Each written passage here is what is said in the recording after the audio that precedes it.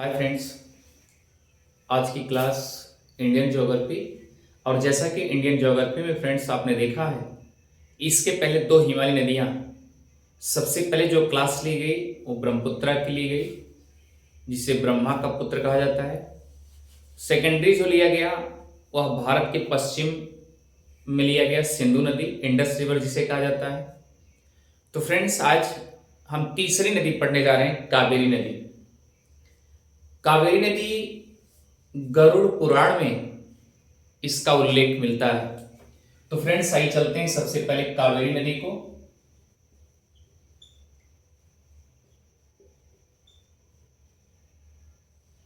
सबसे पहले तो ये जानिए, कावेरी नदी ये प्रायद्वीपीय भारत की नदियां हैं। ये प्रायद्वीपीय भारत की नदी है। क्लियर? तो फ्रेंड्स याद रखिए, सबसे पहले तो हम मैप में इसे देखेंगे।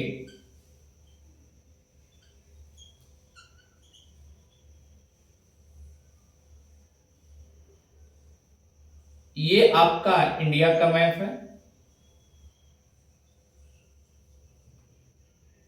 जैसा कि आप देखेंगे यहां काकीनाडा तट है, कर्नाटका तट। तो कर्नाटक में आपने एक जिला देखा होगा, पश्चिमी घाट पर है कोडागु जिला, जिसे पहले कुर्ग जिला कहा जाता था। क्लियर? तो यही पश्चिमी घाट पर कोडागु जिला या कुर्ग जिला से चेरंगला गांव है। उसी चेरंगला गांव के निकट से ही कावेरी नदी का उद्गम होता है। तो फ्रेंड्स टोटल इसकी लंबाई यानी लिखेंगे कुल लंबाई 800 किलोमीटर है। क्लियर? इसका उद्गम सबसे पहले जानेंगे कि याद रखिएगा, काकीनाडा या कनारा तट के पूरब आप ये कह सकते हैं कर्नाटक के एक जिला है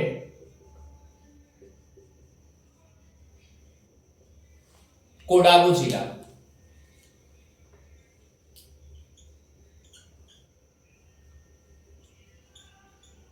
क्या नाम है? कोडागु जिला। क्लियर? इसे पहले कुर्ग जिला के नाम से जानते थे।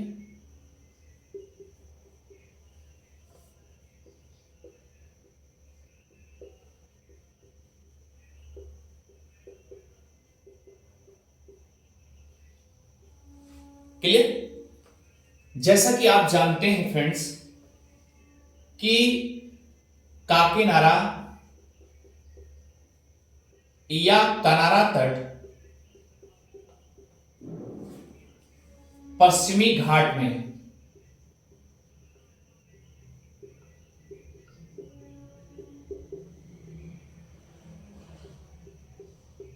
कहां अवस्थित है? पश्चिमी घाट में अवस्थित है। ठीक है, अब आइए देखेंगे कि पश्चिमी घाट में जो कर्नाटका है वहां पर एक पर्वत है जिसका नाम है ब्रह्मगिरी। यहां लिखेंगे पश्चिमी घाट में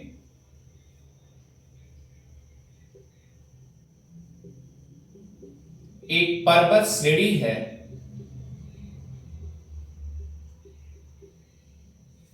जिसका नाम है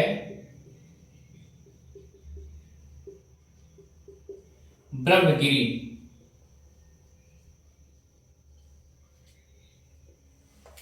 ब्रह्मगिरी, और याद रखिए चिरंगला गांव के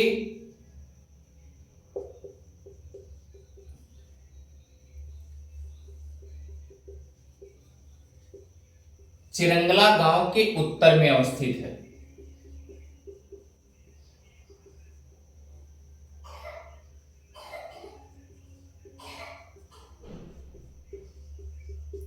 जैसा कि आप चिरंगला कर्नाटक के कोडागु जिले में चले जाएंगे, वहां एक गांव मिलेगा चिरंगला गांव।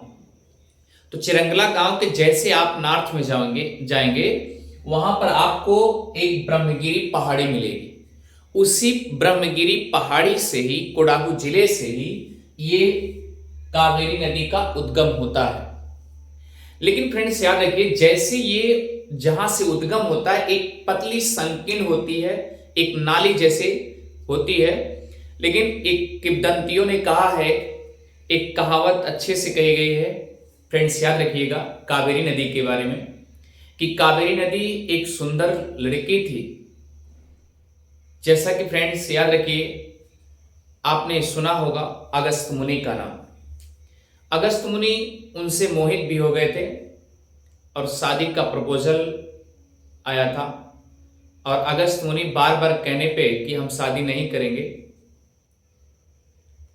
क्योंकि किंवदंतियों ने कहा, मैंने देखा है ये चीज। तो फ्रेंड्स याद रखिएगा, उसमें ये भी बातें हुई कि शादी का प्रपोजल दिया गया और शादी प्रपोजल देने के बाद कावेरी ने कहा कि हम शादी नहीं करेंगे। लास्ट में जब किसी तरीके से प्रपोजल स्वीकार भी करती हैं कावेरी, तो कावेरी कहती हैं कि आज ठीक है हम शादी करेंगे, एक शर्त पे कि आप एक पल भी मुझे छोड़ के कभी जाएंगे नहीं। उस समय मुनि महाराज कह रहे थे ठीक है कोई बात नहीं, हम कभी छोड़ के जाएंगे नहीं, हम शादी इसी शर्त पे हो रही है, ठीक है। लेकिन इत्तेफाक था कि उस समय कोडागु जिले के पास में अगस्त मुनि, एक शिष्य आता है, उनका शिष्य आता है, कहता है मुनि जी आपका एक शिष्य मूर्छित हो गया है और अब करे तो करे क्या मुनि महाराज। वो सीधा या तो कावेरी के पास रुकते या तो चले जाते शिष्य के पास। और याद रखिए, जैसे शिष्य के पास गए, भाग के चले गए और बिना बताए कावेरी से चले गए। और जब कावेरी से बिना बताए चले गए तो स्वाभाविक सी बात है कावेरी टेंशन में होगी, परेशान होगी कि आपने तो मुझे वादा किया था कि हम कभी छोड़ के, आप एक पल भी नहीं छोड़ के जाएंगे, आप ऐसा क्यों किए। तो अगस्त मुनि जब चले गए तो कावेरी उनकी तलाश में पीछे चलती रही। इत्तेफाक था, बताया जाता है कि वहां पर एक कुआं था, उसी कुएं में वो गिर जाती। फिर जैसे अगस्त मुनि उधर से रिटर्न आते हैं तो कावेरी की तलाश में जुड़ जाते हैं। और जब कावेरी नहीं मिलती है फ्रेंड्स, तो याद रखिएगा कावेरी को जब धीरे धीरे तलाशते तलाशते देखते हैं कुएं में गिरी हुई है, उसी कुएं में तलाशते हैं। उसके बाद कहते हैं ठीक है आपका हम वादा पूरा नहीं कर पाए, प्रस्ताव तो पूरा नहीं कर पाए, लेकिन मैं चाहता हूं कि आज के बाद कोई भी पानी के कारण या जल के कारण परेशान ना हो, यानी उनकी आत्मा को शीतलन बनाए रखना, संतुलन बनाए रखना। इसी प्रपोजल पे याद रखना, वहां से एक नाली निकलती है कुएं से, और जब वहां से निकलती है बताया जाता है जैसे निकलते उसी का नाम कावेरी नाम रख दिया जाता है फ्रेंड्स। तो इस प्रकार से कावेरी का उद्गम माना जाता है। मैंने देखा है, ये किंवदंतियों किताबों में लिखा है, इसलिए मैं आपको बता दिया। तो फ्रेंड्स याद रखिए, चाहे उस तरीके से आप याद कर लीजिए कावेरी कैसी थी, चाहे आप इस तरीके से एक एक पॉइंट बताया जा रहा है कि काकीनाडा या कनारा तट पश्चिमी घाट में स्थित है। पश्चिमी घाट में एक पर्वत श्रेणी है जिसका नाम है, याद रखिएगा, ब्रह्मगिरी, जो कि चिरंगला गांव के उत्तर में है, वहां पर अवस्थित है। यहीं से इसका उद्गम होता है। अब देखिए, जब इसका यहां से उद्गम हुआ तो मात्र 3% पानी कर्नाटक को देती है। पहली चीज तो आप भी जानेंगे। अब यहां लिखेंगे कि कावेरी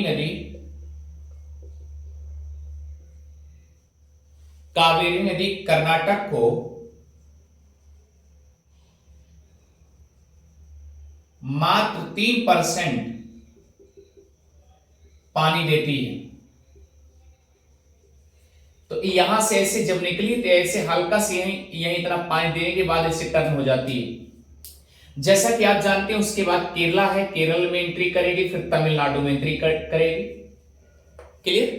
तो इस तरीके से ये नदी का ये ऐसे ढलान पे ऐसे निकल जाती है। आप सोच रहे हैं कि अगर डायरेक्ट ऐसे जा सकती थी, हाँ जा सकती थी, लेकिन ये पहाड़ियों का रेंज यहाँ पर ऊंचाई पे है, इसलिए जहां से ढलान पाती है ऐसे निकल जाती है। तो याद रखिए, कावेरी नदी कर्नाटक को मात्र 3% पानी देती है। और याद रखिएगा कि कावेरी नदी को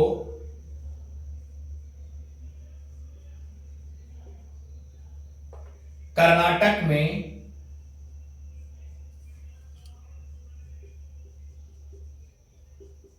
पोन्ना के नाम से जानते हैं।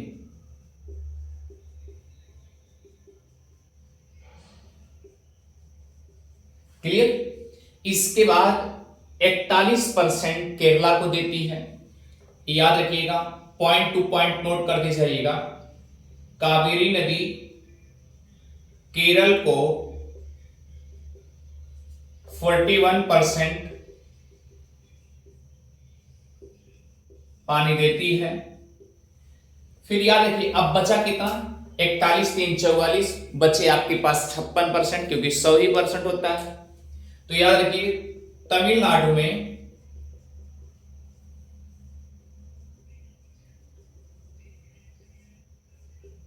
कावेरी नदी का पानी, याद रखिएगा, 56%, 56% पानी देता है। क्लियर। अगर 56% पानी देता है तो इसका मतलब क्या हो गया कि यहां पर 56% पानी मिलने के कारण तमिलनाडु के लिए क्या हो जाता है, एक प्रकार से पूरा राज्य को ही सिंचित करती है। इसीलिए तमिलनाडु वाले इस नदी को पोन्ना नदी ना कह करके सोना नदी कहते हैं। तो याद रखिएगा, तमिलनाडु राज्य में कावेरी नदी को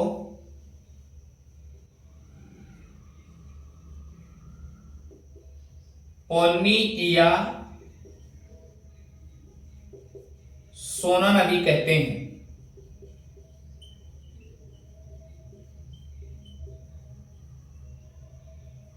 पोन्ना नदी या सोना नदी कहते हैं। क्लियर। तो फ्रेंड्स, इस प्रकार से नामकरण हर राज्य में किए जा रहे हैं।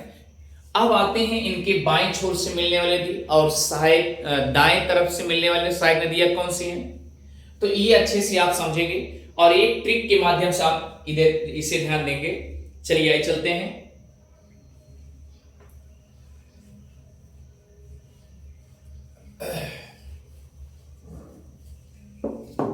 फ्रेंड्स, याद रखिएगा, सबसे पहले तो ये जानेंगे ऊपर वाला क्या होगा, उत्तर, ये दक्षिण होगा, ये पूरब होगा और ये पश्चिम होगा। तो एक क्रम से ये मान लीजिए ब्रह्मगिरी पहाड़ी है, ब्रह्मगिरी पहाड़ी है, सॉरी ब्रह्मगिरी पर्वत, यहां से नदी निकली, फिर ऐसे झुकाव हुई, फिर उसके बाद केरल, फिर उसके बाद तमिलनाडु।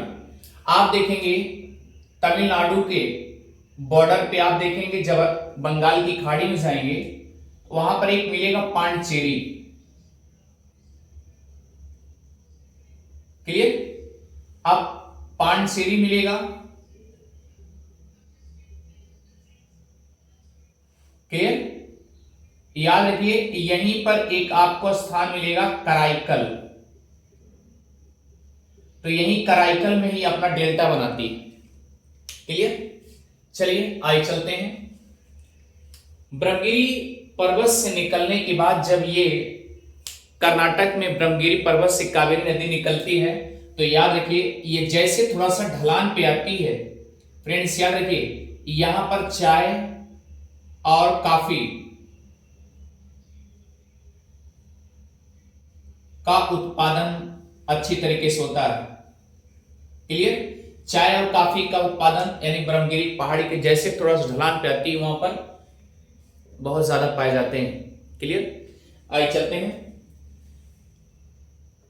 बाएं छोर से और दाएं छोर से नदियों को एक ट्रिक के माध्यम से समझेंगे।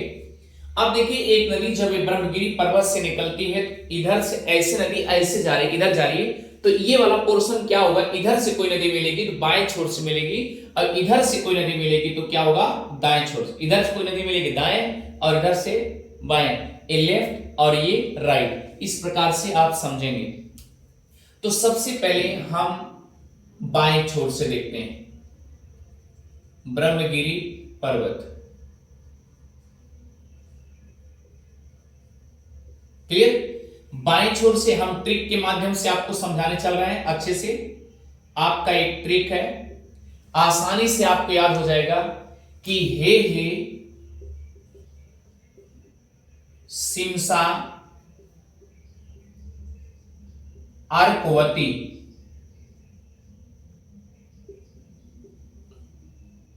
अर्कवती, कहीं कहीं आक्रवती लिखा रहता है। क्लियर, अर्कवती।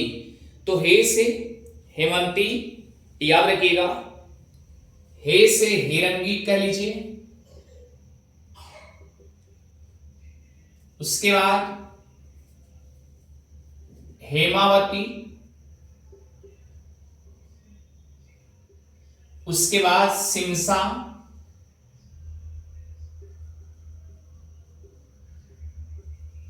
सिमसा, उसके बाद अर्कवती, अर्कवती या आक्रवती। क्लियर, ये बाएं छोर से मिलने वाली हैं। इतनी बातें आपको अच्छे से समझ में आ गई। हे सिमसा अर्कवती या आक्रवती। हे से हिरंगी, अगला है हे से हेमावती, सी से सिमसा या सिमसा लिख ही दिया गया है, उसके बाद अर्कवती लिखा है। तो ये चार नदियां बाएं छोर से हो गई। अब फ्रेंड्स आते हैं दाएं छोर से। दाएं छोर से भी पढ़ने वाले एकदम आसान ट्रिक से हम बता रहे हैं। ये थे बाएं तरफ से, बाएं तरफ से। अब आप देखेंगे दाएं तरफ से, ध्यान दीजिएगा। हिरंगी के जैसे दक्षिण में आएंगे आपको एक नदी मिलेगी, लक्ष्मण तीर्थ। तो आराम से आप कैसे ट्रिक के माध्यम से पढ़ेंगे। आपका ट्रिक होगा फ्रेंड्स, यहां नीचे लिख रहे हैं ट्रिक, लिखेंगे कि लक्ष्मण, लक्ष्मण याद रखिएगा, कबीली में गए,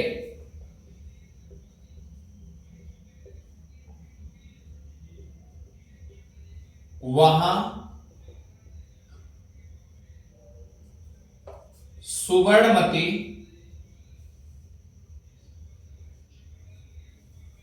भवानी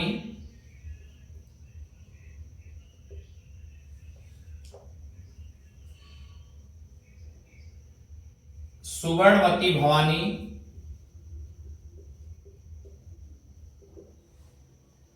कोप में लोक कर रही थी।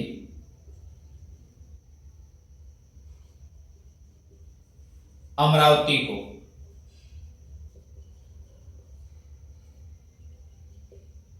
क्लियर, इससे पहले आप ट्रिक लिख लीजिए, लक्ष्मण कबीली में गए, सुवर्णवती भवानी कोप में लोक कर रही थी। क्लियर, अमरावती को। जल्दी करिए, फास्ट है।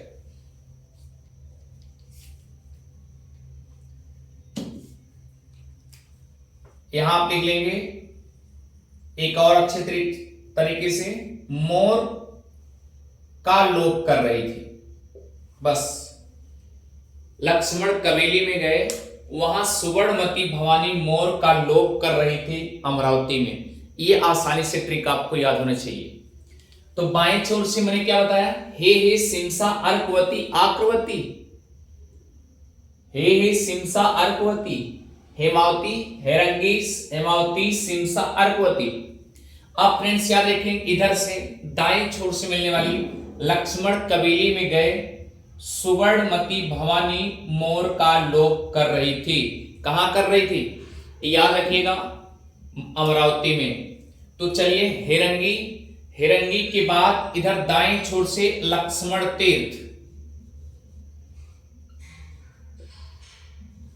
लक्ष्मण तीर्थ, उसके बाद याद रखिए कबीली,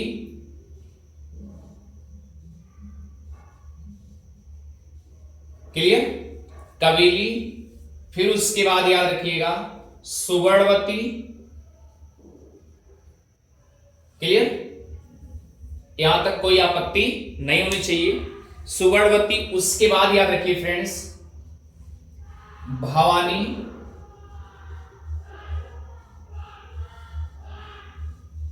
भवानी हो गई।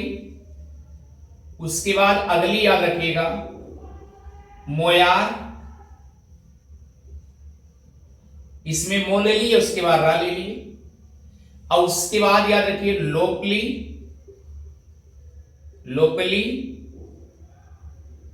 उसके बाद आप याद रखिएगा चौथा जो है अगला अमरावती। क्लियर? इस तरीके से दाएं छोर से मिलने वाली यानी सहायक नदियां हैं, 4 बाएं तरफ से और 1 2 3 4 5 6 7 नदियां दाएं छोर से हो गई।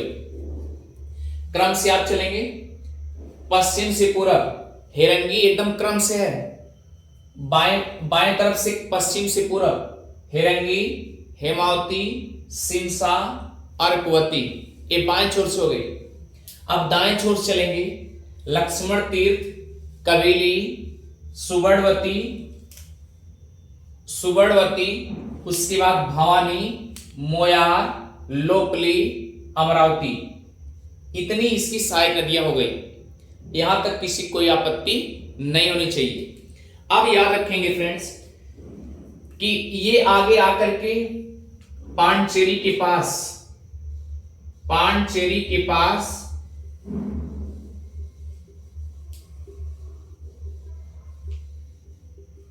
कराईकल में अपना पानी गिरा देती है, जो कि बंगाल की खाड़ी में पानी चला जाता है। दूसरी चीज, एक बात याद रखिएगा, जब ये नदी यहां से निकलती, यहां से पश्चिम साइड निकलती, दक्षिणी पश्चिमी जब मानसून चलता है तो सबसे पहले याद रखिएगा यहां पर वर्षा होती है।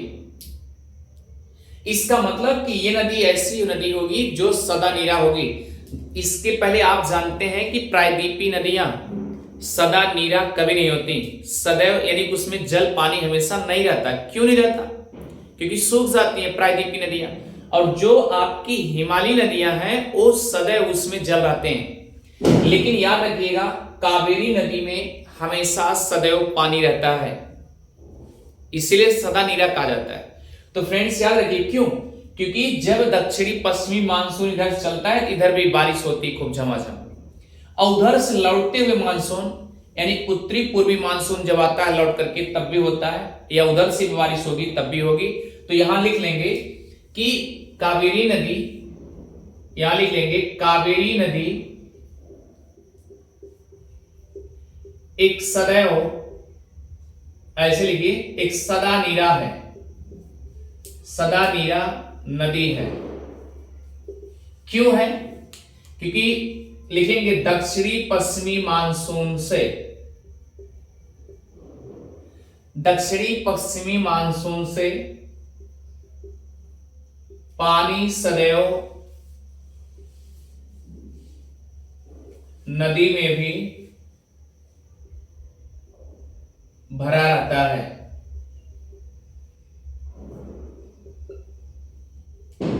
भरा रहता है। अब बताइए फ्रेंड्स, अगर ये सदा नीरा है तो इसका मतलब इसकी तुलना किससे की जाएगी? गंगा से की जाएगी। लिख लेंगे इसकी तुलना किससे की जाती है? गंगा से की जाती है। आप बताइए गंगा से की जाती है तो उत्तर भारत में कौन है? उत्तर भारत में गंगा नदी है, और दक्षिण भारत में, दक्षिण भारत की कौन सी गंगा कही जाएगी? कावेरी नदी को। तो लिख लीजिए दक्षिण भारत की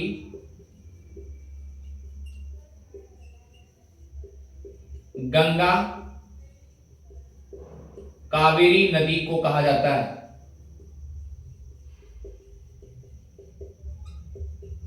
क्लियर?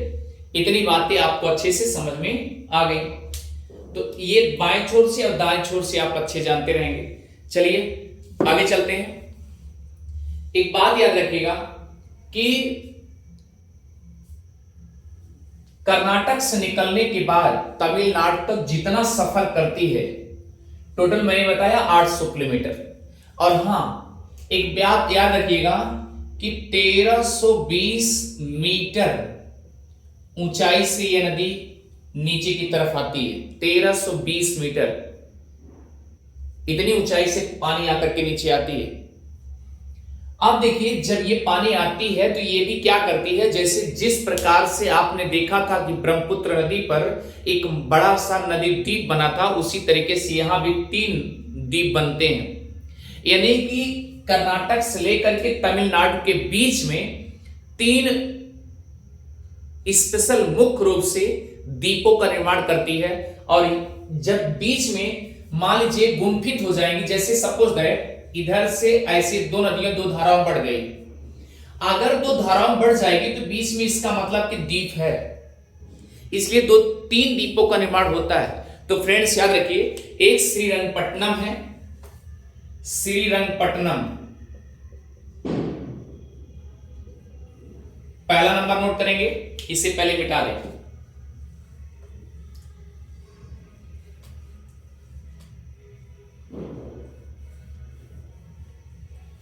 पहले नंबर पे याद रखिएगा, पहले नंबर पे श्रीरंगपट्टनम,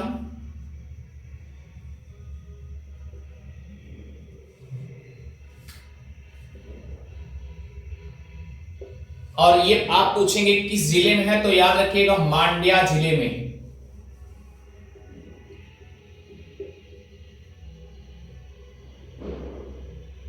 श्रीरंगपट्टनम मांड्या जिले में, जो कि स्पेशल मुख्य रूप से कर्नाटक में है, कर्नाटक में है। दूसरा याद रखिएगा, दूसरा है शिव समुद्रम,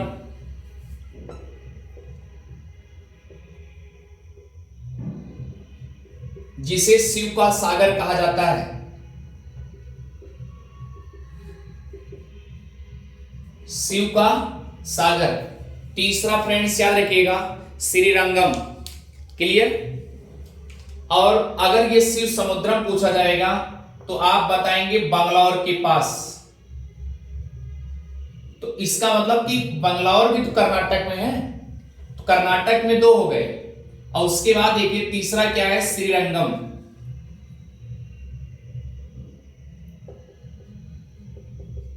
क्लियर। श्रीरंगम इसे बोला जाता है, किस जिले में है, तिरुचिरापल्ली, तिरुचिरापल्ली, इसका मतलब तमिलनाडु में।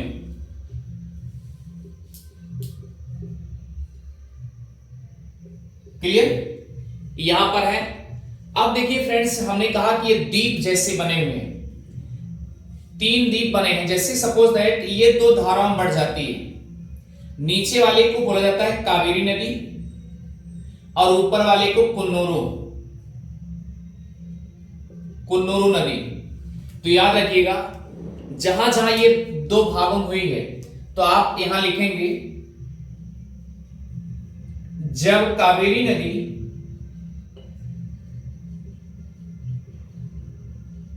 दो धाराओं में बढ़ती है तो ऊपर वाली धारा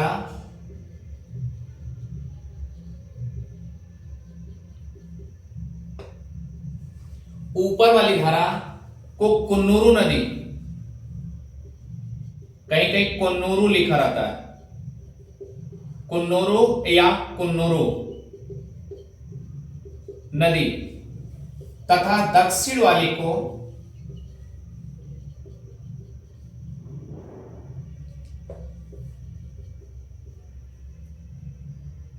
कावेरी नदी कहा जाता है।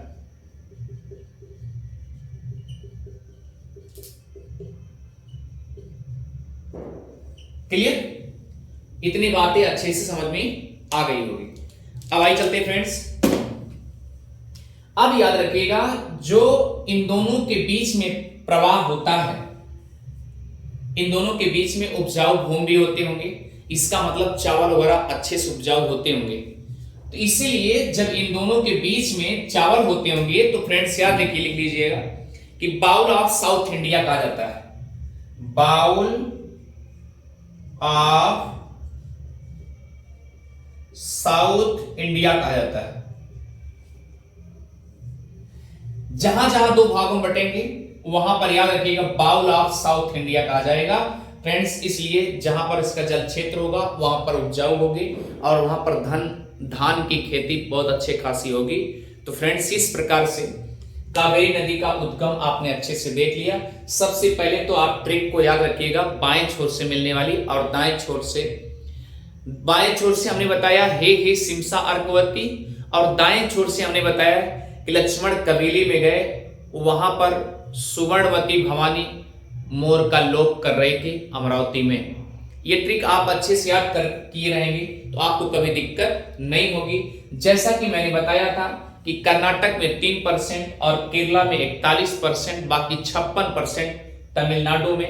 केरल में कर्नाटक में से पोन्ना नदी, और याद रखना तमिलनाडु वाले जब इनके लिए लगता है कि नहीं अच्छा खासा हमारे पास उपजाऊ भूमि दे रही है ये नदी, तो इसलिए उन्होंने कहा कि हमें पोन्नी नहीं बल्कि सोना नदी, तो उन्होंने पोन्ना को पोन्नी बना दिया, इसलिए उसके बाद सोना नदी भी कहने लगे कि हमारे लिए ये सोना है, इसलिए सोना नदी के नाम से जानी जाती है फ्रेंड्स। तो इसी कावेरी की चर्चा जो डीपली चली है, आप इसे नोट्स बनाते चलिए। मिलते हैं और एक बेहतर क्लास में, नेक्स्ट क्लास में। Thank you friends.